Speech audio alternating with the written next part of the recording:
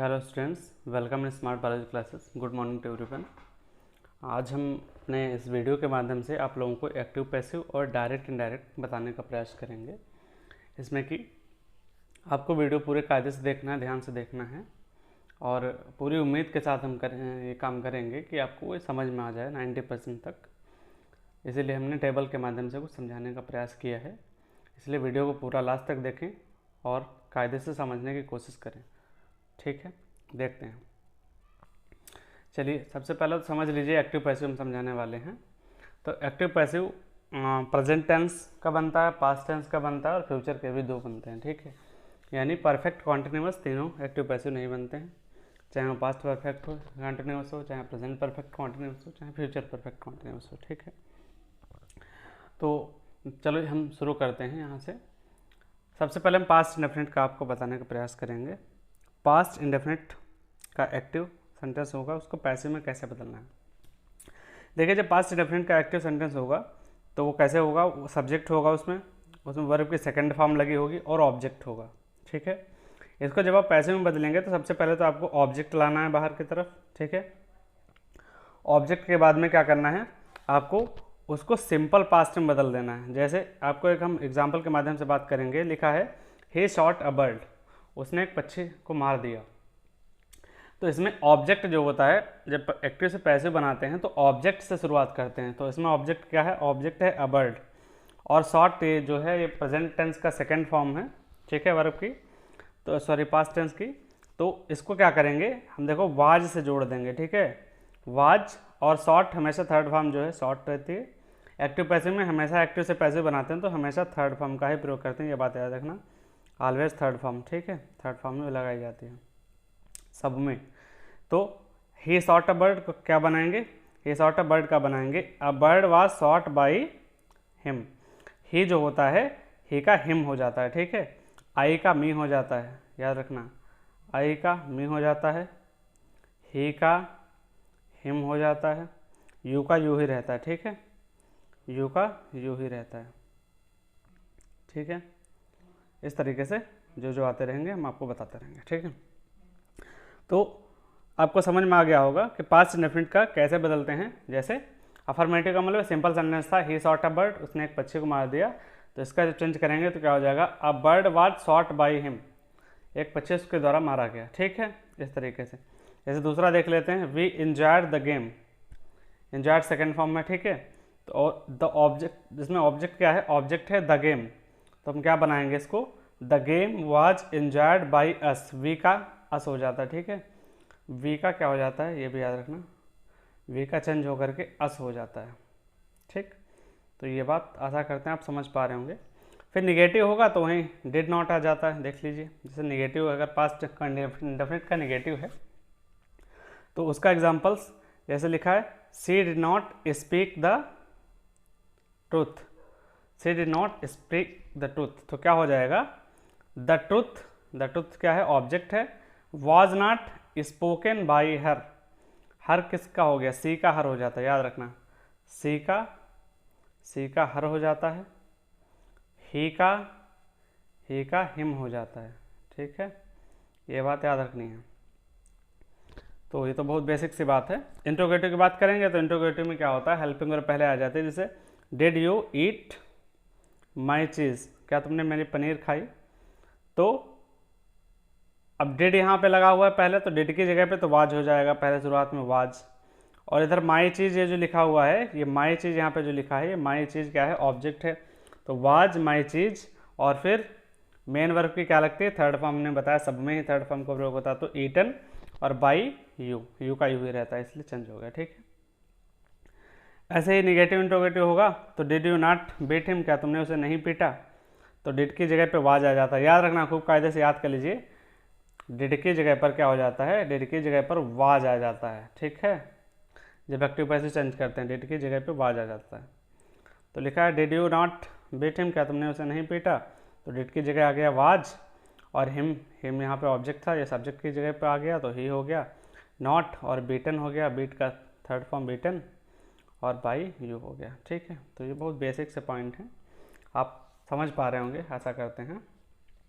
Past continuous जो होता है तो पास्ट कंटिन्यूस में क्या होता है, अब सीधी सी बात है, वाज होता है और आईएनजी फॉर्म लगी होती है, पहचान होती है पास्ट कंटिन्यूस टेंस की। जैसे यहाँ पे एग्जांपल पास्ट कंटिन्यूस का दिया है, आप देख सकते हैं, देखिए एग्जांपल लिखा है, he was making a kite for the grandson, उसने अपने पोते के लिए एक काइट वह बना रहा था, ठीक है, वो अपने पोते के लिए काइट बना रहा था। तो क्या हो जाएगा, अकाइट क्या है इसमें, अकाइट इसमें ऑब्जेक्ट है, तो अकाइट से शुरुआत करेंगे। अकाइट was being made by him for his grandson. एक चीज़ और समझ लीजिए, जो पास्ट कंटिन्यूस होते हैं उसमें वाज और वर पहले से आपको मिलता है, वाज मिले या वर मिले, ठीक है। इनके साथ में बस आपको बीइंग लगाना, BEING, बीइंग जोड़ देना है, ठीक है। एक्टिव से पैसिव बनाते समय वाज बीइंग और वर बीइंग, वाज तो लगा ही मिलेगा, बीइंग जोड़ना है। उसके साथ क्या करना होता है, उसमें मेन वर्ब की ING फॉर्म लिखी होगी, जैसे गो का लिखा होगा तो गोइंग लिखा होगा ING ऐसे। तो इसमें आपको क्या करना है, गो की थर्ड फॉर्म तो समय लगानी थी, तो क्या हो जाएगा, गॉन हो जाएगा, ठीक, GON। बात समझ पा रहे होंगे। कहने का मतलब ये है कि पास्ट कंटिन्यूस का टेंस में वाज तो वहाँ लगा ही मिलेगा, आपको वाज के आगे बीइंग लगाना है, या वर लगा मिले वर के आगे बीइंग लगाना है, साथ ही साथ आपको वर्ब की थर्ड फॉर्म प्रयोग करनी है, ठीक है। जैसे ही वॉज राइटिंग ए लेटर, वह एक पत्र लिख रहा था, ठीक है। तो ऑब्जेक्ट शुरुआत करेंगे, ऑब्जेक्ट क्या है, ऑब्जेक्ट है a letter. A letter was being written by him, written यानी वर्ब की थर्ड फॉर्म, देखो रिटन लग गई, ही का बाय हिम हो गया, ठीक है, और वाज के साथ में क्या लग गया, केवल बीइंग लग गया, ठीक। तो ये बहुत बेसिक से पॉइंट हैं, आप समझ पा रहे होंगे। आगे देखिए, अब निगेटिव होंगे तो निगेटिव इसी के पास में नॉट लगा होगा, तो बीइंग के बीच में आपको नॉट लगाना है। जैसे the teacher was not teaching the student, the teacher was not teaching the student, ये लिखा हुआ है, ठीक है। तो इसका क्या हो जाएगा, अब स्टूडेंट क्या है, इसमें ऑब्जेक्ट है स्टूडेंट, तो the student was not being, was और बीइंग के बीच में ही नॉट रहेगा, याद रखो बस। टीच का टॉट हो जाता है third form, taught by the teacher, taught by the teacher, ठीक है। बहुत बेसिक से पॉइंट हैं, आप समझ पा रहे होंगे। जैसे आगे लिखा है, सी वॉज नॉट वॉचिंग टीवी, वह टीवी नहीं देख रहा था, तो TV was not being watched bye हर, उसके द्वारा टीवी नहीं देखी जा रही थी, ठीक है। तो बहुत बेसिक से पॉइंट है। ऐसे निगेटिव है, ऐसे इंट्रोगेटिव, इंट्रोगेटिव में क्या होगा, वाज यहाँ वाज या वर पहले हो जाएगा, ठीक है, और उसमें बाद में हो जाएगा, उसमें कोई दिक्कत वाली बात नहीं है।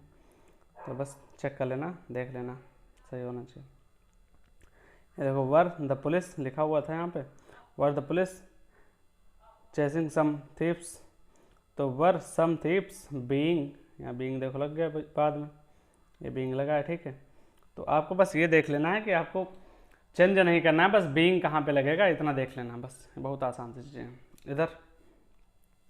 उसके बाद यहाँ आप देख लीजिए, पास्ट कंटिन्यूस होंगे सारे ना। अब आ जाते हैं पास्ट परफेक्ट पे। तो पास्ट परफेक्ट की जब हम बात करेंगे, तो पास्ट परफेक्ट में क्या होगा, हैड का प्रयोग होता है। पास्ट परफेक्ट की पहचान यही है, इसमें आपको हैड लगा मिलेगा, और इसमें आपको बनाना होता है, जब एक्टिव से पैसिव बनाना होता है तो आपको बीन लगा देना होता है, हैड बीन ऐसे हो जाता है, ठीक है। पैसिव में हैड बीन लगा देते हैं आगे, बस। एक्टिव में तो आपको हैड लगा मिलेगा, जब पैसिव बनाएंगे तो उसके साथ बीन भी जोड़ देंगे। और इसमें अच्छी बात है कि इसमें थर्ड फॉर्म पहले ही लगी मिलती है आपको, थर्ड फॉर्म इसमें चेंज ही नहीं करनी है। जैसे एग्जाम्पल के माध्यम से देख लीजिए, they had bribed the clerk, ठीक है। तो इसका क्या हो जाएगा, द क्लर्क जो है ऑब्जेक्ट है, तो द क्लर्क से शुरुआत हुई, द क्लर्क हैड यहाँ लगाई था, हमने कहा बीन जोड़ देना अपने पास से, हैड बीन, और यहाँ पे ब्राइब्ड थर्ड फॉर्म है ही पहले से, कुछ नहीं करना, ब्राइब्ड बाई देम, देखा देम हो जाता है, ठीक है, ये भी याद रखो। देखा क्या हो जाता है, देखा हो जाता है देम, देखा देम हो जाता है, ठीक। आगे देखिए, they had already tested victory, तो क्या हो जाएगा, विक्ट्री इसमें क्या है, ऑब्जेक्ट है, विक्ट्री शुरुआत होगी, victory had already been tested by them, बहुत बेसिक सा, ठीक। तो आशा करते हैं आप समझ पा रहे होंगे।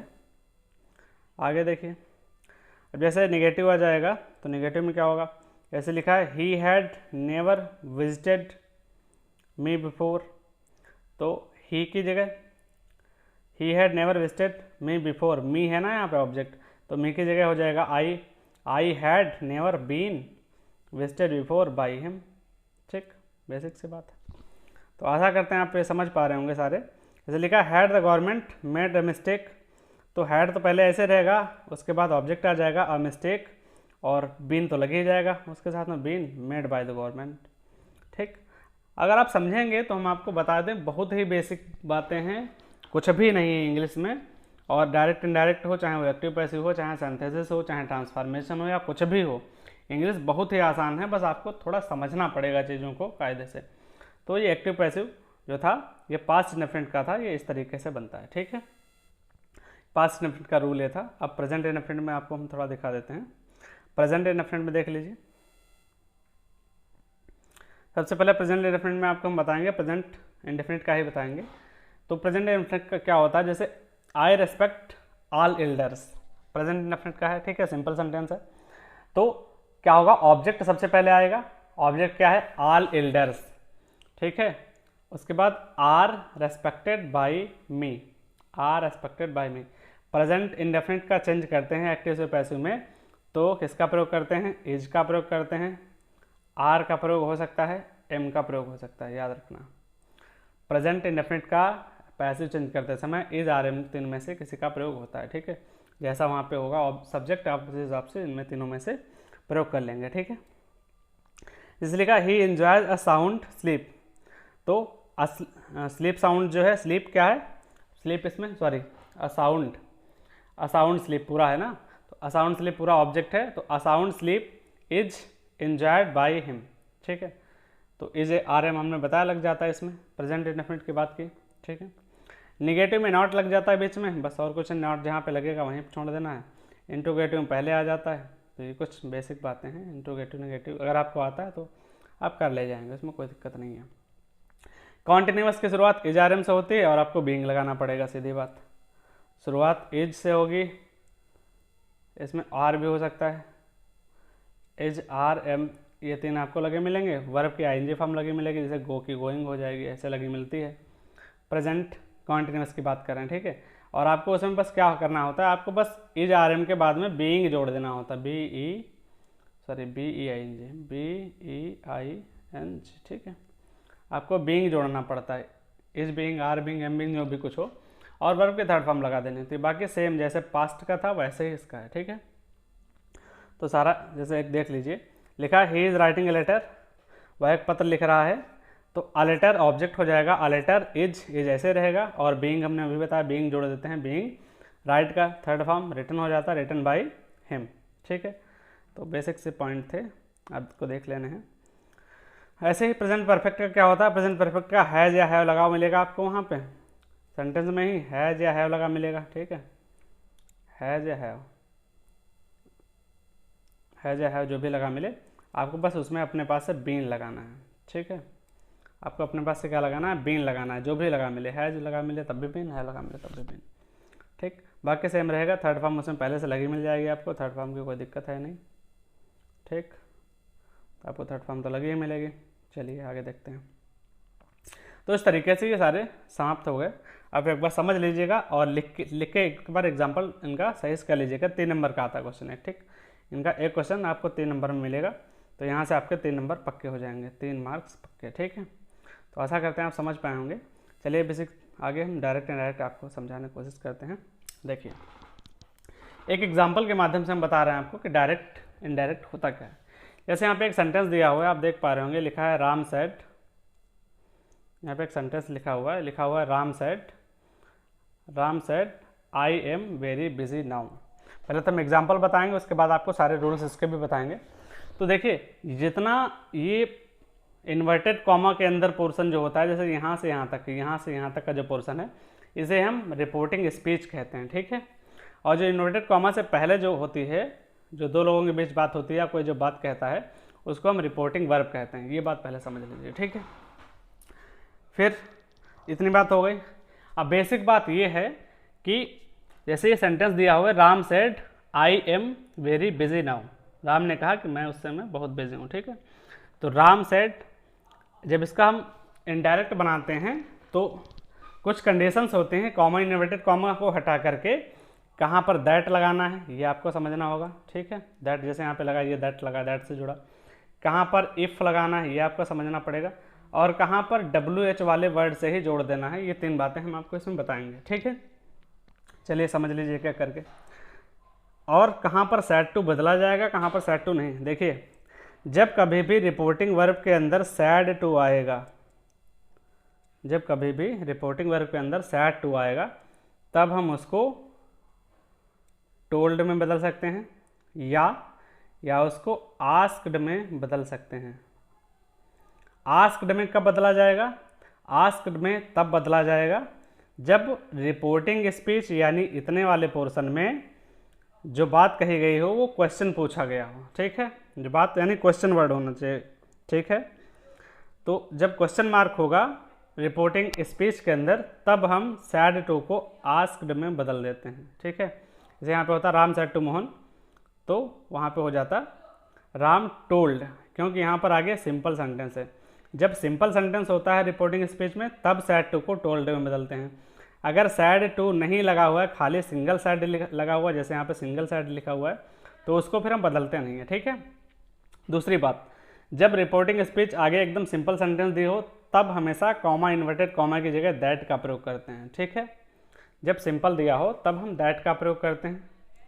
जब रिपोर्टिंग स्पीच क्वेश्चन वर्ड वाली होगी, क्वेश्चन वर्ड 2 प्रकार के होते हैं, जैसे यहीं पे हो जाता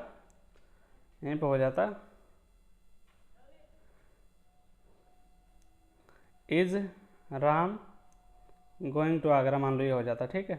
going to Agra, is Ram going to Agra, ऐसे कॉमा के अंदर होता। तो यहाँ से हमें क्या पता चलता? यहाँ से हमें ये पता चल जाता कि ये क्वेश्चन वर्ड है। तब हम इफ़ का प्रयोग करते हैं। किसका प्रयोग करते हैं? इफ़। क्वेश्चन वर्ड वाला सेंटेंस 2 प्रकार के होते हैं। एक जो हेल्पिंग वर्ब से शुरुआत होती है, इसकी इज आर एम से शुरुआत होती है, वो भी क्वेश्चन वर्ड वाला ही होता है, ठीक है, क्वेश्चन वाला सेंटेंस होता है। और एक जिसमें WH वर्ड से शुरुआत होती है, what are you doing, where are you going, इस टाइप से, तो वो WH वाले होते हैं। तो जो हेल्पिंग वर्ब से शुरुआत होते हैं उनमें हमेशा हम इफ़ लगाते हैं, इनको दैट की जगह पे, यहाँ जैसे इसमें दैट लगा है उसमें इफ़ लगा देते हैं, ठीक है। दूसरी बात, अगर क्वेश्चन वर्ड वाले सेंटेंस से शुरुआत है, व्हाट आर यू डूइंग ऐसे करके है, तो हम क्वेश्चन वर्ड वाले शब्द से ही जोड़ देते हैं उसको, ठीक है। जैसे वाट था तो वाट से ही जोड़ देते हैं, और दैट की जगह उसी वाट को लगा देते हैं, और आगे का पूरा सेंटेंस हम सीधा कर देते हैं। सीधा का मतलब एकदम सिंपल कर देते हैं। इतनी बात समझ में आ रही होगी, ऐसा करते हैं। फिर अगर रिपोर्टिंग स्पीच हमारी प्रेजेंट इंडेफिनिट में है, तो हम उसको इनडायरेक्ट बनाते समय पास्ट में बदल देते हैं। जैसे यहाँ पे एम था तो यहाँ पे हमने वाज कर दिया, ठीक है। नाउ का देन हो जाता है, याद रखना, ये चीज़ आगे हम बताएंगे कौन सी चीज़ किस में चेंज होती है, ठीक है।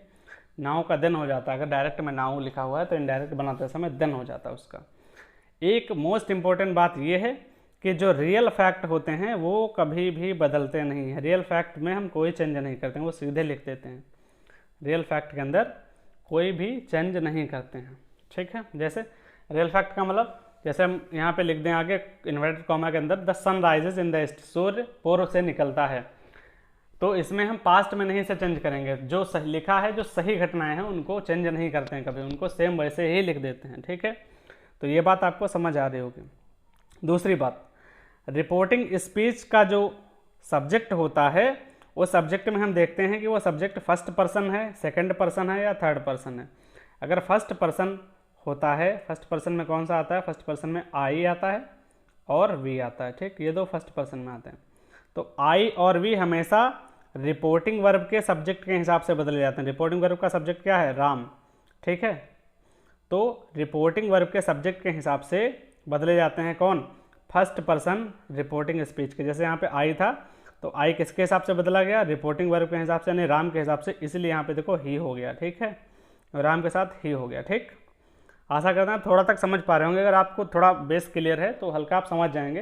अगर आपको बिल्कुल कुछ नहीं आता तब भी आप कोशिश करें तो थोड़ा तब भी आप समझ सकते हैं, ठीक है। चलो आपको हमको चेंजिंग समझा देते हैं, उसके बाद फिर आपको हम एग्जाम्पल पे लेके आएंगे, तब आप समझ जाएंगे, ठीक है। चलिए देखते हैं। देखिए किसको किस में बदलते हैं, एक हमने बहुत ही बेसिक तरीका निकाला है, आपको यहाँ समझ आ जाएगा। अगर इज आर एम है, अगर डायरेक्ट स्पीच में इज आर एम है तो उसको वाज वर्ब में बदल देते हैं, ठीक है। अगर वाज वर्ब दिया है डायरेक्ट स्पीच में तो इनडायरेक्ट में जब हम बनाते हैं तो अब हम उसको हैड बीन में बदल देते हैं। अगर यहाँ पे डायरेक्ट में हैज हैव दिया है तो इसको हम इधर हैड में बदल देते हैं। प्रेजेंट सिंपल टेंस है, जैसे प्लेज, ठीक है, मतलब सिंपल इंडेफिनिट वाला, डू डज या नॉट प्ले ऐसे कुछ लगा है तो उसको पास्ट में बदल देते हैं, उसी टेंस के पास्ट में, ठीक है। प्रेजेंट इंडेफिनिट को उसी टेंस के पास्ट इंडेफिनिट में बदल देते हैं, समझ लेना। प्रेजेंट कॉन्टिन्यूअस टेंस है तो उसी को उसी के पास्ट कंटिन्यूस में बदल देते हैं। जैसे यहाँ पे इज आर एम प्लेइंग लगा होगा तो उधर आप कर देंगे वाज वर प्लेइंग, ठीक है। प्रेजेंट परफेक्ट होगा यानी हैज है होगा अगर, तो इधर पास्ट परफेक्ट में सीधा बदल जाएगा, यानी हैड हो जाएगा, हैड प्लेड।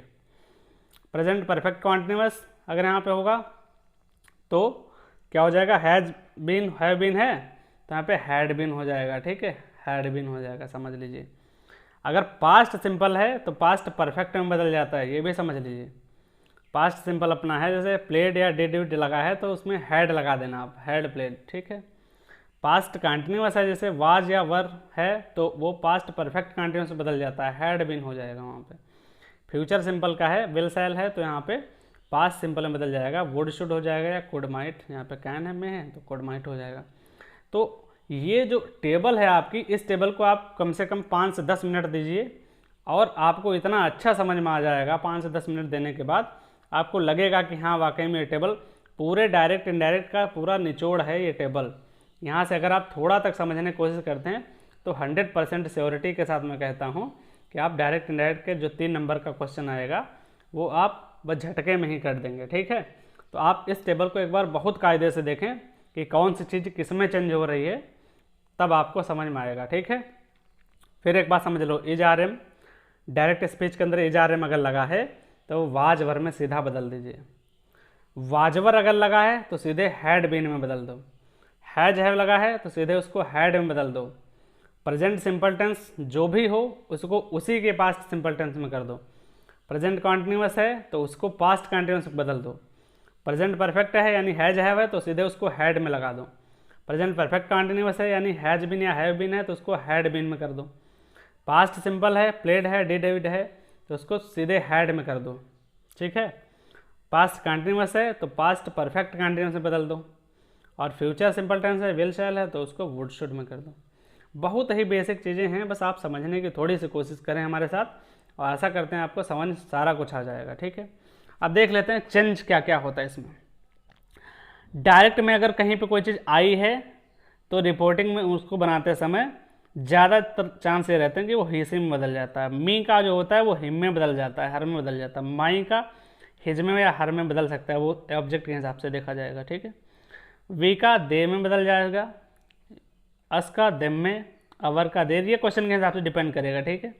यहाँ देख लीजिए जो चीज़ें सब में एक ही रहती हैं। जैसे टुमारो अगर आ जाता है कहीं डायरेक्ट इनडायरेक्ट, डायरेक्ट सेंटेंस में कहीं पर अगर टुमारो है तो आप टुमारो को द नेक्स्ट डे लिखेंगे, ठीक है, या द फॉलोइंग डे लिख सकते हैं। द नेक्स्ट डे या द फॉलोइंग डे दोनों ही सही हैं, ठीक है। तो टुमारो का आप ये लिखेंगे, टुमारो नहीं लिखेंगे जब आप इनडायरेक्ट बनाएंगे तो टुमारो की जगह द नेक्स्ट डे। अगर यस्टरडे आ जाता है डायरेक्ट में तो इनडायरेक्ट बनाते समय उसमें आप द प्रीवियस डे कर देंगे। लास्ट नाइट आ जाता है तो द नाइट बिफोर या द प्रीवियस नाइट आप लिख सकते हैं। एट प्रेजेंट अगर आ जाता है तो एट दैट टाइम लिख सकते हैं आप, ठीक है।